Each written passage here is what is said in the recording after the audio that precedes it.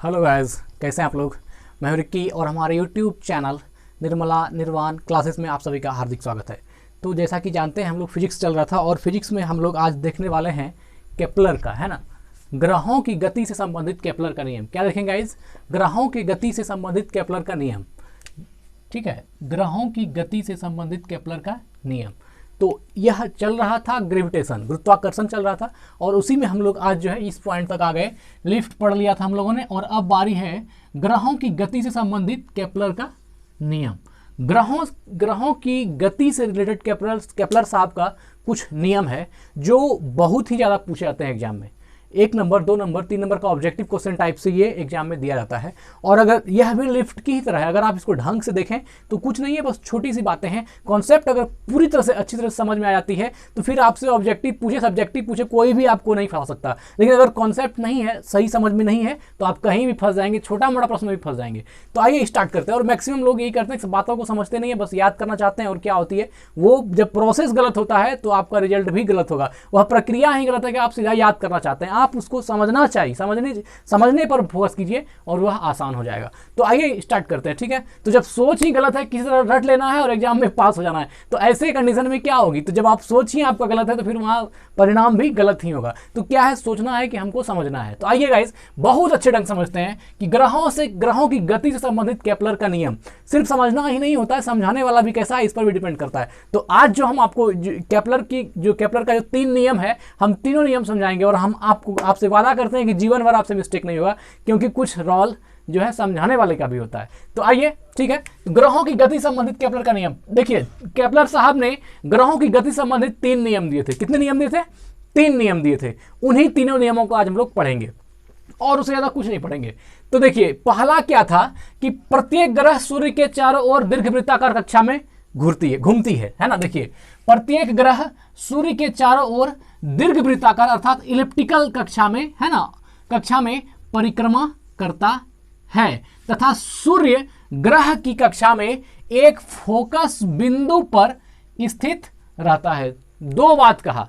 पहली बात क्या थी कि जितना भी ग्रह है वह सूर्य के चारों ओर चक्कर लगाता है, पूरी दुनिया जानती है, एक बात। लेकिन उसमें क्या है कि वह जो चक्कर लगाती है, तो वह जो कक्षा है, कोई गोलाकार बोलता है, कोई कुछ बोलता है, लेकिन वो कक्षा कैसी है? तो वह जो है ना आपका इलिप्टिकल है ना। क्या है? इलिप्टिकल है अर्थात दीर्घवृत्ताकार है। वृत्त जैसा गोल नहीं है, वह क्या है? अंडाकार, दीर्घवृत्ताकार है। तो वह आप देख सकते हैं यहाँ जितना भी फिगर है सब दीर्घवृत्ताकार ही है। टोटल फिगर क्या है? इलिप्टिकल ही है। तो यह कुछ इस प्रकार की फिगर बनती है। आप 1 नंबर फिगर को देखिए, यह इस तरह का फिगर बनता है। मतलब क्या था कि जितना भी ग्रह है वह जो सूर्य के चारों ओर चक्कर लगाती है, तो उनकी जो कक्षाएं होंगी वो कैसी कक्षाएं हैं? वह दीर्घवृत्ताकार है। पहला नियम तो केपलर साहब ने यह कहा कि जितना भी ग्रह है वह सूर्य के चारों ओर जो चक्कर लगाती है वह कैसी चक्कर लगाती है? तो इलिप्टिकल पाथ पर, इलिप्टिकल वे पर चक्कर लगाती है, अर्थात क्या है? दीर्घवृत्ताकार मार्ग पर परिक्रमा करती है। इसमें तो समझने लायक कुछ है ही नहीं। बस उन्होंने जो जज किया, जो उनको सही लगा, जो उस पर ट्रस्ट किया, सर्च किया और उसने कह दिया उन्होंने कि क्या है? दीर्घवृत्ताकार कक्षा पर चक्कर लगाती है सारी ग्रह हैं जो सूर्य के चारों चक्कर लगाती है। और इतना सा बात कहने में उनको 11 साल लग गया। फिर आगे देखिए, कक्षा में परिक्रमा करता है तथा सूर्य, है ना, सूर्य ग्रह की कक्षा के एक फोकस बिंदु पर स्थित है। दूसरा बात क्या क्या उसी में कहा, पहले नियम में ही, कि सूर्य जो है ग्रह की कक्षा के फोकस बिंदु पर स्थित है। सूर्य कहाँ है? ग्रह की जो वृत्ताकार, वो जो ये आपका इलिप्टिकल जो दीर्घवृत्ताकार कक्षा है, ग्रह की जो दीर्घवृत्ताकार कक्षा है, उसकी फोकस दूरी पर कौन स्थित होता है? सूर्य स्थित होता है। सूर्य ग्रह की कक्षा के एक फोकस बिंदु पर, ग्रह की कक्षा के एक फोकस बिंदु पर स्थित है। तो बताइए, केपलर साहब के प्रथम नियम में क्या दिक्कत है? पहला बात तो कहा कि दीर्घवृत्ताकार मार्ग पर घूमती है। कोई भी ग्रह सूर्य के चारों ओर दीर्घवृत्ताकार अर्थात इलिप्टिकल मार्ग पर घूमती है, कोई दिक्कत नहीं। इलिप्टिकल आप जान रहे हैं कि इलिप्ट की शेप में, तो ये क्या है? इलिप्टिकल, ये अंडाकार जो है, मतलब कि वह गोल ना होना चाहिए, वृत्ताकार नहीं है, वह क्या है? इलिप्टिकल है, अर्थात कुछ इस प्रकार का है। यहाँ अगर सूर्य है और यहाँ ग्रह चक्कर लगा रहा है तो यह इस प्रकार का फिगर होगा कि यह जो है दीर्घवृत्ताकार है। ठीक है। और दूसरा बात कहा कि सूर्य जो है ग्रह कक्षा के फोकस पर स्थित है ना। जिस कक्षा में ग्रह चक्कर लगाता है उसके फोकस पर कौन स्थित है? सूर्य स्थित है। चलिए, ये प्रथम नियम था। आप प्रथम नियम के लिए फिगर देखें, यहाँ क्या हो जाए, यह जो मार्ग है, यह जो वे बनाया गया है, मान लीजिए ये हमारी धरती है और ये सूर्य के चारों ओर चक्कर लगाती है, कभी यहाँ कभी यहाँ कभी यहाँ कभी यहाँ ऐसे घूमती है। तो यह जो मार्ग है, यह जो पाथ है अर्थ का, वह कैसा है, इलिप्टिकल है, अर्थात दीर्घवृत्ताकार है। एक बात ये कहा। दूसरा बात क्या कहा, सूर्य ग्रह की कक्षा के एक फोकस बिंदु पर स्थित, अर्थात सन जो है हमारा, यह जो सूर्य है हमारा, यह जो वृत्ताकार पाथ है, इसके फोकस दूरी पर स्थित है ना। सूर्य कहाँ है, इस वृत्ताकार मार्ग, ये जो दीर्घ वृत्ताकार मार्ग है, इसके कक्षा के एक फोकस बिंदु पर सूर्य स्थित है। ठीक है, ये बात पहला नियम हो गया। पहला नियम में तो कोई झंझट ही नहीं है, तो आसान है। अब बारी है दूसरे नंबर की, इसमें तो कोई दिक्कत नहीं ना है मित्र, पहला नंबर तो आपको याद ही होगा, पहला नियम। तो दूसरा नियम क्या है, आइए देखते हैं। दूसरा नियम समझने वाला है। क्या कह रहा है कि प्रत्येक ग्रह का क्षेत्रीय वेग, आ गया क्षेत्रीय वेग। अगर इस वर्ड को आप समझ गए, क्षेत्रीय वेग को, एरियल वेलोसिटी को अगर आप समझ रहे हैं, तो हमारा वादा है कि आप समझ लीजिए कि आप जो है 50% या 60% आपने केपलर के लॉ को जान लिया। तो समझना है सबसे पहले किसको, क्षेत्रीय वेग को। मैं क्यों इतनी भूमिका दे रहा हूं इस छोटी सी वर्ड में, क्षेत्रीय वेग में मैं बताऊंगा। ठीक है ना, प्रत्येक ग्रह का है ना, प्रत्येक ग्रह का क्षेत्रीय वेग अर्थात एरियल वेलोसिटी नियत रहता है ना। प्रत्येक ग्रह का एरियल वेलोसिटी नियत रहता है। पहले सुन लीजिए, इसका प्रभाव यह होता है कि जब ग्रह सूर्य के निकट होता है, तो उसका वेग बढ़ जाता है। जब ग्रह सूर्य के निकट होता है उसका वेग बढ़ जाता है, जब वह दूर होता है तो उसका वेग कम हो जाता है। दूर होता है तो उसका वेग कम हो जाता है। देखिए, यह जो थ्योरी है ना, इनके द्वारा, केपलर साहब के द्वारा दूसरा में कहा गया, वह कहना ये चाह रहे हैं कि जब ग्रह सूर्य के चारों ओर दीर्घवृत्ताकार मार्ग पर घूमती है, तो उस क्रम में क्या होता है मित्र कि उनका, जैसे मान लीजिए यहाँ पर फिगर नंबर 2 को देखिए, यह एक क्या है, एलिप्टिकल पाथ है, यह एक दीर्घवृत्ताकार कक्षा है, और इसमें मान लीजिए ये हमारा क्या है, हमारी अर्थ है या ये कोई ग्रह है। ठीक है ना, ये कोई सैटेलाइट ग्रह है जो इसमें इस मार्ग पर घूम रही है। तो अगर इसको इस बिंदु से, मान लीजिए यहाँ बिंदु ए है मित्र और ये बिंदु बी है, अगर बिंदु ए से बिंदु बी तक इस ग्रह को आने में 1 महीना का समय लगता है, अर्थात 1 मंथ का टाइम लगता है। ठीक है, तो यहां से जहां पर ए है और जहां पर बी है, एकदम आराम से, कोई दिक्कत नहीं है, जहां से ए है और जहां पर बी है, सूर्य से इसकी दूरी देख लें, ए से इतना दूर, यहाँ सन से इतना दूर पर है और यहाँ से इतना दूरी पर है। जब ये यहाँ से चलना, रोटेट होना शुरू किया, तो 1 महीना के बाद ये ए बिंदु से बी बिंदु तक पहुंच गया। ठीक है, तो यह क्या है, सूर्य से दूर है। फिर क्या हुआ, चलते चलते एक समय ऐसा आया कि यह यहाँ से यहाँ आ गया, सूर्य के करीब आ गया। आप देखें, यह बिंदु मान लीजिए सी है और यह बिंदु डी है, तो सी और डी बिंदु जो है, यह सूर्य के क्या है, काफी करीब है, मतलब कि सूर्य से बहुत नजदीक है, और डी बिंदु भी सूर्य से बहुत नजदीक है। बनस्पत ए और बी के बिंदु सी और डी क्या है, सन के काफी करीब में है। तो देखिए, इसमें केपलर साहब ने क्या कहा कि क्या कहा केपलर साहब ने कि हर महीना उतना ही एरिया कवर करेगा हर हाल में। इनका केपलर साहब का कहना था कि कोई ग्रह जो दीर्घवृत्ताकार कक्षा में सूर्य के चारों ओर चक्कर लगा रहा है, वह 1 महीना में, अर्थात टाइम पीरियड 1 मंथ में, हर हाल में एक ही एरिया को कवर करेगा। मतलब समझ रहे हैं क्या कहना चाह रहा हूं मैं, कि 1 महीना में जो सूर्य के दूरी पर जितना वह क्षेत्रफल को तय करेगा, अगले 1 महीना में भी वह सूर्य के करीब भी जाएगा तो उतना ही दूरी को तय करेगा।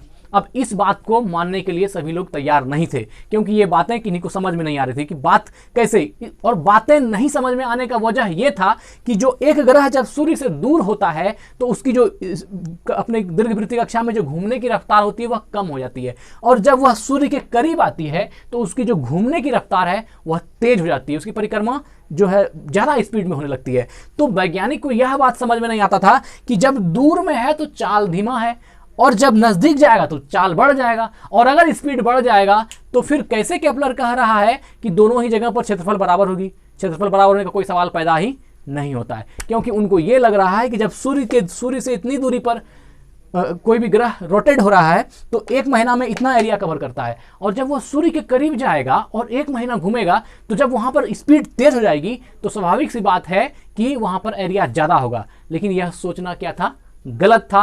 और सही कौन थे? सही थे केपलर बाबा। केपलर का ही कहना सही था। उनका कहना था कि बाबू एक महीना में यह ए पॉइंट से बी पॉइंट तक भी अगर कोई ग्रह आ जाता है तो वह जितना एरिया यहां पर तय किया उतना ही एरिया सी पॉइंट से डी पॉइंट तक आने में भी करेगा, चाहे वह सूर्य से नजदीक हो जाए चाहे वह सूर्य से दूर हो जाए। हाँ, हम इस बात को मानते हैं कि जब ग्रह सूर्य के नजदीक होगा तो उसकी स्पीड बढ़ जाएगी, है ना, स्पीड बढ़ जाएगी। इस बात को केपलर साहब भी मान रहे थे, लेकिन उसके बावजूद भी क्या कह रहे थे? एरिया दोनों का सेम ही होगा। और यही एरिया जो है आपका एरियल वेलोसिटी है।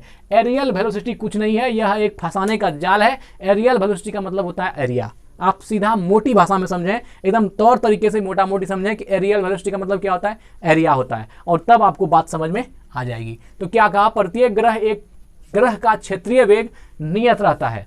प्रत्येक ग्रह का क्षेत्रीय वेग नियत रहता है। इसी सेंटेंस में सारा सार है कि एक महीना में उतना ही क्षेत्र कवर होगा, चाहे सूर्य से दूर में घूमे चाहे सूर्य के नजदीक में घूमे, चाहे सूर्य के दूर जाने पर ग्रह की वेलोसिटी जो है घूमने की कम हो जाए और चाहे सूर्य के करीब आने पर वेलोसिटी बढ़ जाए। हो सकता है वह ज्यादा एरिया कवर करेगा, लेकिन जब दोनों का एरिया कैलकुलेट करेंगे तो क्षेत्रफल क्या होगी? बराबर होगी। और इसलिए क्या कहा कि कोई भी ग्रह जब दीर्घ वृत्ताकार कक्षा में घूमेगा तो उसका क्या होगा? वह जो एरिया को तय करेगा, वह जो एरियल वेलोसिटी होगी, वह टाइम पीरियड अगर सेम है तो सेम टाइम पीरियड में सेम एरिया कवर करेगी। यही बात किसने कहा? केपलर साहब में। और ये बात सत्य थी, बाद में ये बात लोगों को समझ में आएगी।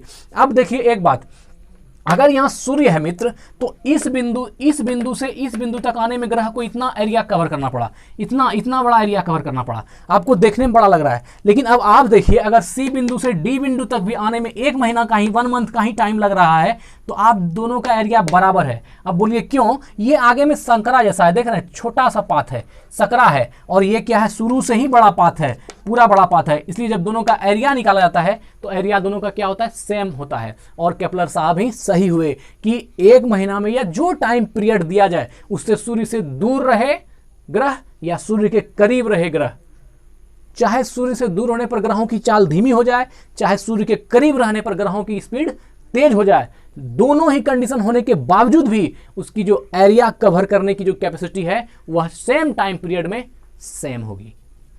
ठीक है, तो यह क्या था? अब फिर एक बार देख लेते हैं, हो सकता है आपको समझ में आ गया होगा। एक बार और समझ ले। क्या कर रहा है कि प्रत्येक ग्रह का क्षेत्रीय वेग जो एरियल वेलोसिटी नियत रहता है। एरियल वेलोसिटी मतलब एरिया नियत रहता है।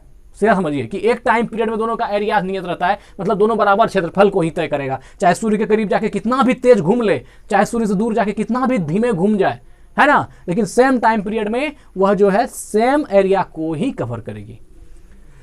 तो प्रत्येक ग्रह का क्षेत्रीय वेग एरियल वेलोसिटी नियत रहता है। ठीक है, इसका प्रभाव यह होता है कि जब ग्रह सूर्य के निकट होता है, जब ग्रह सूर्य के निकट होता है तो उसका वेग बढ़ जाता है। हमने कहा सूर्य के निकट, जब यहाँ पर देखिए सी कंडीशन में और डी कंडीशन में यह सूर्य के करीब है, यह जो ग्रह है यह सूर्य के काफी करीब है, इसलिए यहाँ पर क्या होगी? एरिया ज्यादा हो जाए, मतलब ये जो स्पीड है उसकी, ग्रहों की स्पीड तेज हो जाती है। सूर्य के करीब जाने के बाद ग्रहों की स्पीड तेज हो जाती है, जिससे वह लगता है लोगों को कि जब स्पीड तेज हो गई तो वह एरिया ज्यादा कवर करेगा, लेकिन बात ऐसी नहीं है। स्पीड तेज होने के बावजूद भी वह उतना ही एरिया कवर करता है जितना सूर्य के दूर रहकर और कम चाल में, कम स्पीड पे एरिया कवर करता है, उतना ही सूर्य के करीब जाकर उससे तेज होकर के भी उतना ही एरिया कवर करता है। बात मतलब समझ में आया कि दोनों ही एरिया क्या होगी? सेम होगी। इसलिए क्या कहा कि एरियल वेलोसिटी जो कक्षीय चाल है वह क्या होगी? नियत रहता है, कांस्टेंट रहता है। तो हो गया। इसका प्रभाव यह होता है कि जब ग्रह सूर्य के निकट होता है तो उसका वेग बढ़ जाता है, और जब वह दूर होता है तो उसका वेग कम हो जाता है। मतलब दोनों ही कंडीशन में एरिया सेम ही रहना है, चाहे सूर्य से दूर जाके धीरे धीरे घूमिए या सूर्य के करीब आकर के बहुत तेज घूम जाइए, लेकिन उससे क्या होगा? एक मंथ में जब एरिया कैलकुलेट करेंगे तो क्या होगा? दोनों बराबर होगा। इसलिए क्या कहा कि एरियल वेलोसिटी जो है कांस्टेंट रहता है। तो ये फिगर 2 देख लीजिए, यहां से एक ग्रह चला और ए पॉइंट चला और बी पॉइंट पर आ गया, तो यहां से जो एरिया कवर हुआ वही एक मंथ में, मान लीजिए यहां से ए से बी तक आने में 1 महीना का समय लगा, फिर यह आगे आया और सी से डी तक आने में भी 1 महीना का समय लगा। टाइम दोनों में कितना है? 1 मंथ ही है मित्र। देख लीजिए यहाँ पर टाइम दिया हुआ है, ये क्या है? 1 मंथ ही टाइम है, लेकिन 1 मंथ में जो है दोनों का एरिया भी क्या है? सेम ही है। यह जो पार्ट है यह सकरा है, यह जो ए बी यहाँ जो ये चाप जो दिख रहा है ये क्या है, सकरा है, इसलिए आपको देखने में बड़ा लग रहा है, लगता है कि इसकी एरिया ज़्यादा होगी, लेकिन बात ऐसी है नहीं। सी से डी तक की भी एरिया वही है जो ए से बी तक की एरिया है, क्योंकि केपलर साहब ने कहा कि क्या होता है, चाहे सूर्य के करीब आने पर उसकी स्पीड बढ़ जाए या सूर्य से दूर जाने पर उसकी स्पीड घट जाए, है ना, लेकिन वह सेम टाइम पीरियड में उतना ही एरिया को कवर करेगा जितना सूर्य के करीब होकर करता है और जितना सूर्य से दूर होकर करता है। ठीक है, तो अब ये हो गया। यहाँ पर देखिए क्या, एरियल वेलोसिटी मतलब सेम एरिया को कवर करना, एरियल वेलोसिटी इक्वल टू मोटा मोटी एरिया। एरियल वेलोसिटी को एरिया लिखना थोड़ा की वेलोसिटी है और हम एरिया लिख रहे हैं, लेकिन ये मित्र समझाने के लिए ये मोटा मोटी है, समझ लीजिए बात को कि यह आपको समझाने के लिए किया गया है कि एरियल वेलोसिटी का मतलब एरिया समझ लीजिए। तो हमने कहा था कि अगर आप एरियल वेलोसिटी को समझ रहे हैं तो फिर आप केपलर साहब के सेकेंड नियम को भी समझ रहे हैं। बताइए कोई परेशानी है? कोई परेशानी नहीं होनी चाहिए। सिर्फ दो बात है, क्या है कि ग्रह से नज़दीक जो भी ग्रह है वह सूर्य के नज़दीक जाती है तो उसकी स्पीड तेज जाती है, और जब वह सूर्य से दूर जाती है तो उसकी स्पीड कम हो जाती है। लेकिन सेम टाइम पीरियड में वह सूर्य से दूर जाकर के कम स्पीड में भी उतना ही एरिया कवर करता है जितना कि सूर्य के करीब आकर के बहुत तेज स्पीड में होकर के भी जो एरिया कवर करता है। दोनों क्या होता है, बराबर होता है। अर्थात सूर्य से दूर जाकर के कम स्पीड में चल लीजिए, जितना एरिया कवर कीजिएगा, सूर्य के करीब में आकर के तेज चल करके भी उतना ही एरिया कवर कीजिएगा। यही बात को केपलर साहब ने कहा। तो ये केपलर का सेकेंड लॉ था। ठीक है, अब थर्ड लॉ को देख लेते हैं। तीसरा नियम क्या कह रहा है मित्र, सूर्य के चारों ओर ग्रह एक चक्कर जितने समय में लगाता है। तीसरा नियम देखिए, सूर्य के चारों ओर ग्रह एक चक्कर जितने समय में लगाता है उसे उसका परिक्रमण काल कहते हैं। इस बात से तो आप लोग वाकिफ हैं कि क्या कह रहा है कि एक सूर्य के चारों ओर ग्रह एक चक्कर जितने समय में लगाता है, सूर्य के चारों ओर कोई ग्रह एक चक्कर में जितना समय लगाता है वह उसका परिक्रमण काल कहलाता है ना मित्र। क्या कहलाता है उसका, तो परिक्रमण काल कहते हैं। और परिक्रमण काल इसे टी से डिनोट करते हैं, किससे, इसे टी से रिप्रेजेंट करते हैं, डिनोट करते हैं। अब देखिए परिक्रमण काल का वर्ग, अर्थात परिक्रमण काल को टी से डिनोट किया, अर्थात टी का वर्ग, परिक्रमण काल का वर्ग ग्रह की सूर्य से औसत दूरी आर के घन के अनुक्रमानुपाती होता है ना। परिक्रमण काल का वर्ग ग्रह की सूर्य से औसत दूरी आर के घन के अनुक्रमानुपाती होता है। तो यहां पर सबसे पहले समझना है कि परिक्रमण काल को किससे डिनोट करते हैं, टी से, है ना। और यह जो औसत दूरी है, ग्रहों की सूर्य से औसत दूरी है, इसको किससे डिनोट कर रहे हैं, आर से। तो यहां पर देखिए टी और आर को समझिए। टी क्या होता है, जो आपका टाइम पीरियड है ना, परिक्रमण काल, जो एक चक्कर लगाने में जो समय लगता है वह टी है। और आर क्या है, कोई भी ग्रह जब सूर्य के चारों ओर चक्कर लगाती है तो वह दीर्घवृत्ताकार कक्षा कहलाती है ना, दीर्घवृत्ताकार इलिप्टिकल मार्ग, इलिप्टिकल पाथ कहलाती है। तो देखिए इलिप्टिकल पाथ में दो मुख्य अक्ष होता है। यह जैसे फिगर 3 को देखिए, तो यह एक इलिप्ट है, यह एक इलिप्ट है अर्थात दीर्घवृत्त है। इसमें जो ऐसे जो यहाँ से इस पॉइंट से जो इस पॉइंट तक रेखा खींची गई लंबी वाली, इसको बोलते हैं दीर्घ अक्ष। क्या बोलते हैं, दीर्घ अक्ष अर्थात मेजर एक्सिस। और ये जो छोटी वाली लाइन है यहाँ से यहाँ तक, इसको बोलते हैं लघु अक्ष अर्थात सेमी एक्सिस। तो सेमी एक्सिस और मेजर एक्सिस, ये दोनों चीजें, जो सेमी एक्सिस है और जो मेजर एक्सिस है, यह इलिप्टिकल पाथ का, आप ऐसा समझिए अगर यह वृत्त होता तो ये इसका व्यास होता, वृत्त होता तो, हम ऐसे नहीं कर रहे कि इसका व्यास है। तो यह लेकिन क्या है, इलिप्टिकल मार्ग में जो उसकी लंबाई के अनुदिश जो रेखा बीचों बीच होगी उसको क्या बोलेंगे, दीर्घ अक्ष अर्थात मेजर एक्सिस। और जो उसके चौड़ाई के अलोंग है ना वो होगी, उसको क्या बोलेंगे, लघु अक्ष अर्थात सेमी एक्सिस। आप फिगर भी देख लें, ये वाली जो है लघु अक्ष है और ये वाला क्या है, दीर्घ अक्ष है, देखने से भी मेजर एक्सिस लगता है। तो अब देखिए यहाँ पर क्या होती है, मेजर एक्सिस को 2a से डिनोट करते हैं, है ना। अर्थात कि मेजर एक्सिस को 2 पार्ट में बांट दें तो यहाँ से यहाँ तक a हो गया, है ना, और यहाँ से यहाँ तक a हो गया। अर्थात ये a और ये a मिलके हो गया 2a, है ना, मिलके हो गया 2a। तो यह मेजर एक्सिस को हम लोग 2a से डिनोट करते हैं किसी भी इलिप्टिकल पाथ में। ठीक है, तो अब यहाँ पर क्या कहना था कि, है ना, परिक्रमण काल का जो वर्ग होगा, परिक्रमण काल को t कहते हैं, अर्थात t का जो स्क्वायर होगा, है ना, टी का स्क्वायर होगा, वह सूर्य के औसत दूरी। अब सूर्य का औसत दूरी क्या हुआ मित्र, तो यहाँ मान लीजिए यहाँ चक्कर लगा रहा है तो उससे जो सूर्य की दूरी होगी, है ना, जो औसत दूरी होगी सूर्य से ग्रह की, है ना, औसत दूरी आर जो है उसके घन के अनुक्रमानुपाती होगा। तो क्या किया, अर्थात परिक्रमण काल t और सूर्य से ग्रहों की औसत दूरी r3। तो t का जो वर्ग होगा वह डायरेक्टली प्रोपोर्शनल होगा किसके, ग्रहों और सूर्य के बीच की औसत दूरी के घन का। तो यह r3 कर दिया। या आवर्त काल का जो वर्ग है उसके अर्ध दीर्घ अक्ष के समानुपाती होता है, अर्ध दीर्घ अक्ष के समानुपाती होता है, ठीक है ना। तो यह क्या हो गया, हाफ मेजर एक्सिस के समानुपाती होता है। तो यह जो है r जो है क्या है, हाफ मेजर एक्सिस है ना, अर्ध सेमी एक्सिस कह सकते हैं इसको, अर्ध दीर्घ अक्ष के समानुपाती होता है। तो देखिए टी स्क्वायर है ना, T square is directly proportional to r3। अगर इस बात को आप समझते हैं, T square is directly proportional to r3, तो हमारा ये मानना है कि आप जो है केपलर साहब के थर्ड नियम को भी जानते हैं। लेकिन इतना आसानी से नहीं, अभी T square is directly proportional to r3 को अच्छे से समझेंगे हम लोग। क्या है, अर्थात देख लेते हैं पहले, अभी समझेंगे इसको। अर्थात सूर्य से अधिक दूर के ग्रहों का परिक्रमण काल भी अधिक होता है। सूर्य से अधिक दूर के ग्रह का, जो सूर्य से अधिक दूरी पर ग्रह है उस ग्रहों का क्या होगा, परिक्रमण काल तो अधिक होगा, क्योंकि लंबा कक्षा में घूम रहा है, वह लंबा दीर्घवृत्तीय कक्षा में घूम रहा है, तो उसका परिक्रमण काल भी अधिक होगा। उदाहरण के लिए कह रहा है कि सूर्य के निकटतम ग्रह बुध का, सूर्य के निकटतम ग्रह बुध का परिक्रमण काल 88 दिन है। परिक्रमण काल समझे ना मित्र, कि एक चक्कर लगाने में जो टाइम लगता है उसको हम लोग क्या कर रहे हैं, परिक्रमण काल कर रहे हैं। तो बुध जो है सूर्य के काफी करीब है। जैसे मान लीजिए यहाँ सन है और ऐसी कक्षा में है, ऐसे कक्षा बनी हुई है, तो इस कक्षा में बुध जो है सूर्य के क्या है, सबसे करीब है, यहाँ पर बुध है।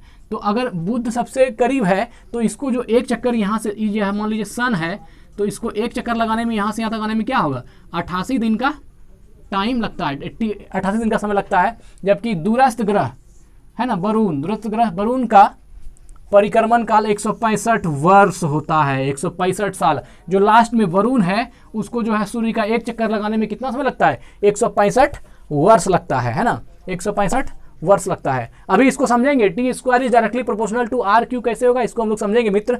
अभी थोड़ा सा देख लेते हैं, एक दो पॉइंट है।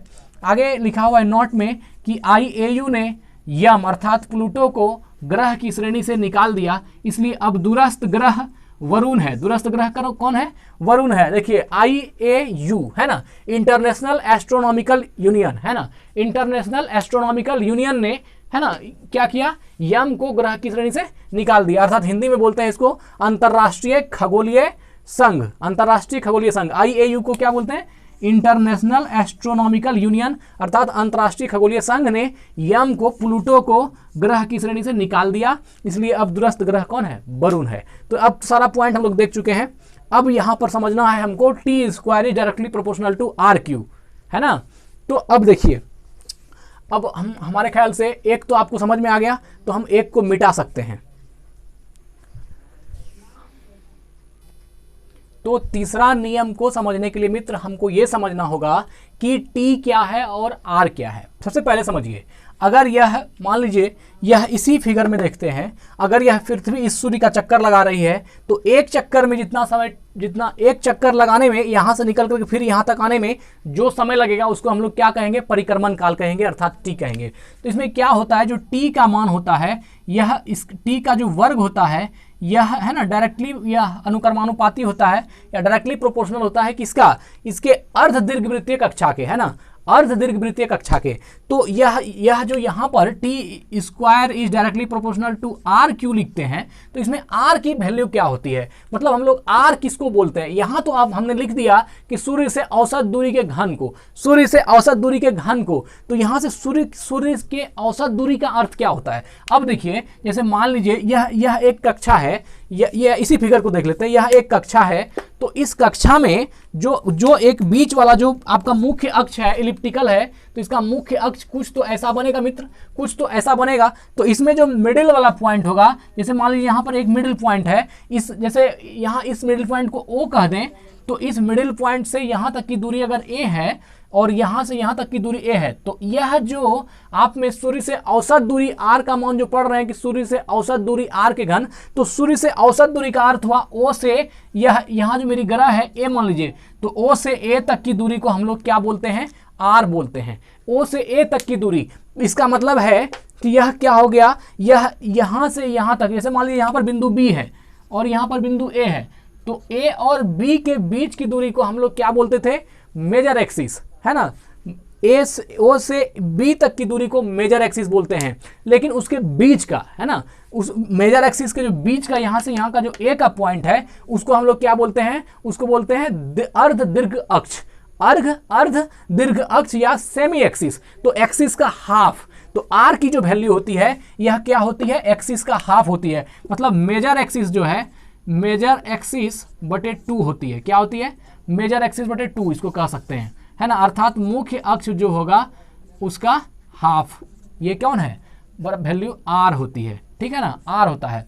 तो अगर एक सवाल हम देख लेते हैं कि जैसे मान लीजिए कि एक कोई भी ऐसा एक बात समझ लीजिए, अगर टाइम, आप ये कहने का तात्पर्य यह है कि अगर हर महीना ये कि कितना देर में एक चक्कर लगाएगा ये हम बता देंगे, अगर आप ये बताओ कि इसका दीर्घ अक्ष कितना है। अगर दीर्घ अक्ष मालूम है किसी भी ग्रह का जो सूर्य के चारों ओर दीर्घवृत्ताकार कक्षा में घूम रहा है, उसका अगर यदि हम लोगों को क्या मालूम है, दीर्घ अक्ष मालूम है। जैसे मान लीजिए कि यह आपका इस प्रकार का इलिप्टिकल है, शेप है, और इसमें जो है आपका ये बिंदु ए है, ये बिंदु बी मान लेते हैं, और ये ग्रह चक्कर लगा रहा है, सूर्य है। तो इसमें जो आपका यहाँ से ये इस बिंदु को हम ओ बोल देते हैं, तो यहाँ से इसको जो ए से बी की दूरी है तो ए बी बराबर 2a होती है। अर्थात पूरा कितना होता है, 2a होता है, यहाँ से लेकर के यहाँ तक 2a होता है। और OB जो हुआ, यह OB का मान कितना होता है, a होता है, और जो यह OA हुआ, OA का मान भी a होता है। तो इस कंडीशन में इस जो यहाँ r का जो वैल्यू बोला जा रहा है, ये r कौन सा है, तो यह मेजर एक्सिस का हाफ पार्ट है, अर्थात a को r बोला जा रहा है। इसी a को आपको क्या कहा जा रहा है, r कहा जा रहा है, अर्थात कि अर्ध दीर्घ अक्ष कहा जा रहा है। तो अर्ध दीर्घ अक्ष का अर्थ क्या हुआ, ओ से ए तक की दूरी या फिर ओ से बी तक की दूरी। और अगर यदि एक अक्ष कहा जाएगा इसका मतलब 2a हुआ। लेकिन इस जो यहाँ पर T square is directly proportional to R cube है, यहाँ पर आर का अर्थ क्या होता है, यहाँ पर आर का अर्थ होता है अर्ध, है ना मित्र, अर्ध दीर्घ वृत्त। क्या होता है, अर्ध दीर्घ अक्ष, सॉरी अक्ष, अर्ध दीर्घ अक्ष।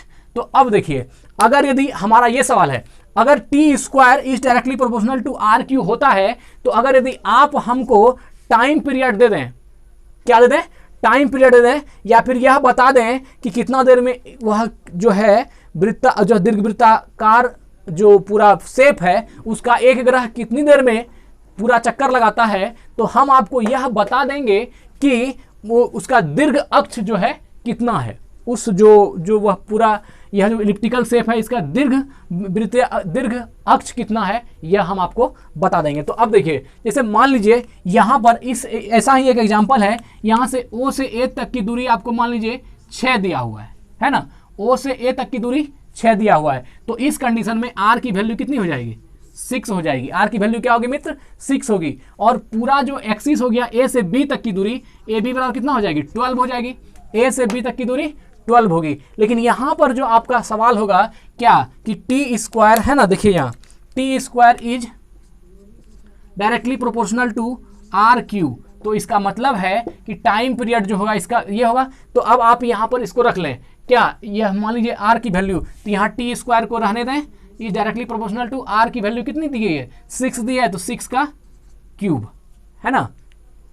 या मान लीजिए ये फंस जाएंगे, यहाँ पूरा एग्जैक्ट नहीं निकलेगा। अगर हम इसको 4 कर देते हैं तब फिर आपका बनाना थोड़ा सा आसान हो जाएगा। जैसे मान लीजिए हमने इसको 4 ले लिया, तो यह कितना हो जाएगा, आर का मान यहाँ से 4, और ये पूरा वैल्यू कितनी हो जाएगी, 8 हो जाएगी, क्योंकि 4 का दुगुना हो जाएगा ए बी, ये कितना हो जाएगा, 8 हो जाएगा। तो अगर यहाँ पर ये ले लें तो यहाँ पर क्या होगा, 4 का क्यूब हो जाएगा मित्र, 4 का cube, T square is directly proportional to 4 का क्यूब, है ना, ऐसा लिखेंगे।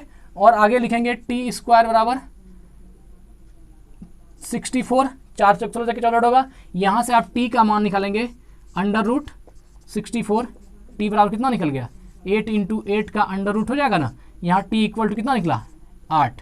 तो t जो निकल गया आपका टाइम पीरियड क्या निकल गया, 8 निकल गया। तो इस तरह करके अगर यदि आप उसका ये जो जिसका चक्कर लगा रहा है, अगर उसका आप हमको दीर्घ सेमी एक्सिस मालूम हो जाए तो हम क्या करेंगे, टाइम पीरियड निकाल देंगे, या फिर अगर टाइम पीरियड मालूम हो जाए तो सेमी इसको निकाल देंगे। तो रिलेशन कौन सा लगेगा, यही जो T square is directly proportional to R cube है, इसकी मदद से। इसमें जानना सबसे अच्छा ये है मित्र पहले कि टी का मान क्या होता है। टी का मतलब होता है आवर्तकाल, अर्थात कोई ग्रह दीर्घवृत्ताकार में एक चक्कर लगाने में जो समय लेता है उसको हम लोग टी कहते हैं।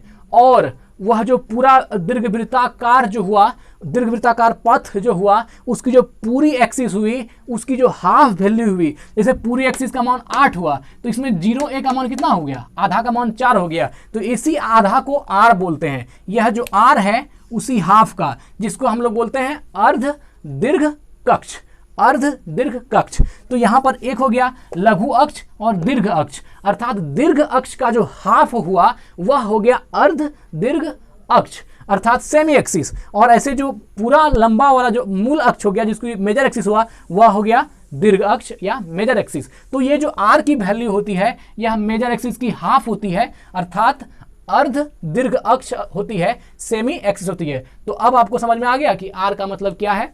तो इस तरह करके आप निकाल सकते हैं। यहां पर जैसे देखिए इस सवाल में क्या दिया गया था, आर की वैल्यू दी गई थी तो हमने टी निकाल दिया, है ना। अब मान लीजिए टी की वैल्यू देगी तो इस प्रकार आर भी निकाल सकते हैं। तो इस दोनों का रिलेशन हमको समझ में आ जाना चाहिए। तो फिर क्या कहा, कितना, आप देखिए क्या कह रहा है मित्र कि कितना देर में एक चक्कर, कितना देर में एक चक्कर लगाएगा ये हम बता देंगे। आप ये बताओ कि इसका दीर्घ अक्ष है ना, मेजर एक्सिस कितना है। अगर मेजर एक्सिस मालूम हो जाएगा तो क्या हो जाएगा, आपको निकालना आसान होगा। मान लीजिए मेजर, इसका मेजर एक्सिस 8 था, 8 दिया हुआ था मेजर एक्सिस, तो इसका हाफ की तो 4 क्या हो गया आपका, यह अर्ध दीर्घ हो गया, सेमी एक्सिस 4 हो गया। मेजर एक्सिस 8 हुआ तो सेमी एक्सिस आर हो गया, और सेमी एक्सिस 4 हो गया, और सेमी एक्सिस ही क्या है, आर है। सेमी एक्सिस ही क्या है, आर है। अर्ध दीर्घ कक्ष ही का वैल्यू क्या है, आर है, मतलब मेजर एक्सिस बटे 2 है। ये जो आर है, ये आर का मतलब क्या हुआ कि जो दीर्घवृत्ताकार कक्ष है उसका जो मेजर एक्सिस का आधा हुआ वही क्या हुआ, आर हुआ। तो कितना देर में एक चक्कर लगाएगा ये हम बता देंगे, अगर आप ये बताओ कि इसका दीर्घ अक्ष अर्थात मेजर एक्सिस कितना है। अगर मेजर एक्सिस मालूम हो जाता है, मेजर एक्सिस की जो लेंथ मालूम हो जाती है, तो हम यह बता सकते हैं कि कोई ग्रह एक सूर्य का जो है परिक्रमा कितने समय में कर सकता है। मतलब कि मेजर एक्सिस मालूम हो जाएगा तो हम आपको टाइम बता देंगे, है ना। मेजर एक्सिस का हाफ जो होता है वो क्या होता है, अर्ध दीर्घ अक्ष, और वह क्या हो गया, मेजर एक्सिस का हाफ हो गया। उतना का क्यूब बराबर क्या निकल जाएगा हमारा, टाइम पीरियड का स्क्वायर। तो टाइम का रूट निकाल देंगे तो क्या निकल गया हमारा, टाइम पीरियड निकल जाएगा। तो टाइम पीरियड रहेगा तो ये निकल जाएगा, और ये दिया रहेगा तो टाइम पीरियड निकल जाएगा।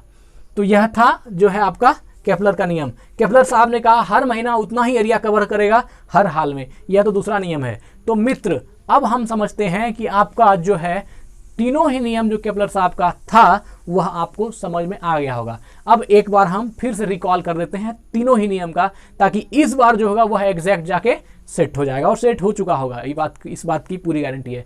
तो क्या करनी है, केपलर साहब ने सबसे पहले क्या कहा कि पहला नियम क्या क्या कि जितना भी ग्रह है वह क्या करता है, सूर्य के चारों ओर दीर्घवृत्ताकार कक्षा में अर्थात इलिप्टिकल वे पर, इलिप्टिकल पाथ पर जो है चक्कर लगाती है। इसमें कोई दो राय नहीं है, 100% सही बात है कि जितना भी जो ग्रह है वह सूर्य के चारों ओर दीर्घवृत्ताकार पथ पर घूमती है। उसी में क्या कहा कि सूर्य जो है उस दीर्घवृत्ताकार जो कक्षा है उसकी फोकस दूरी पर स्थित होता है। सूर्य क्या होता है, उस दीर्घवृत्ताकार कक्ष जो है आपका इलिप्टिकल पाथ जो है, दीर्घवृत्ताकार कक्ष जो कक्षा जो है उसके फोकस पर सूर्य स्थित होता है। यह नियम प्रथम था, कहीं कोई दिक्कत नहीं है। दूसरा बात क्या कहा, समझना है सिर्फ, बस बोलने का भी आप बोल देंगे, लिखने का भी आप लिख देंगे, बस बात को समझ जाइए मित्र, और कुछ नहीं है। दूसरा में क्या कहा कि कोई भी ग्रह जो अपने दीर्घवृत्ताकार कक्षा पर घूमती है वह उतना ही टाइम पीरियड में, मतलब सेम समय में सेम एरिया को कवर करेगी।